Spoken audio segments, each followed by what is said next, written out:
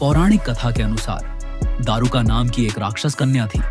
उसे दारुका वन में जाने की अनुमति नहीं थी। उसने कठिन तपस्या कर माता पार्वती को प्रसन्न कर लिया था।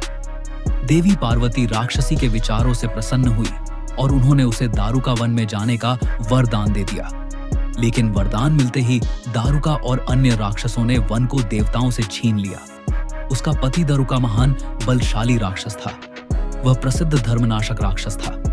पश्चिम समुद्र के किनारे सभी प्रकार की संपदाओं से भरपूर 16 योजन विस्तार पर उसका एक वन था। दारुका जहां भी जाती थी, वृक्षों तथा विविध उपकरणों से सुसज्जित वह वन भूमि अपने विलास के लिए साथ साथ ले जाती थी।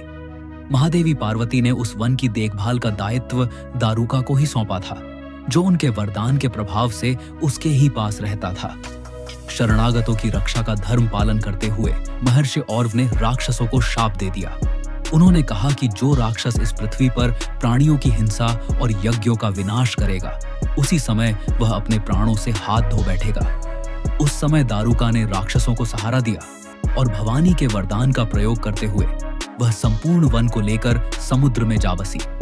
एक बार धर्मात्मा और सदाचारी सुप्रिय नामक शिव भक्त था। जब वह नौका पर सवार होकर समुद्र में जलमार्ग से कहीं जा रहा था, उस समय दरूक नामक एक भयंकर बलशाली राक्षस ने उस पर आक्रमण कर दिया।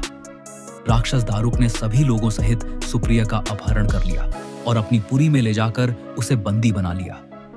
कारागार में भी उनकी आराधना बंद नहीं हुई। घमंडी राक्षस दारुक ने अपने अनुचरों को आदेश दिया कि इस शिव भक्त को मार डालो। इस प्रकार सुप्रिया की प्रार्थना को सुनकर भगवान शिव एक बिल से नाग के रूप में प्रकट हो गए।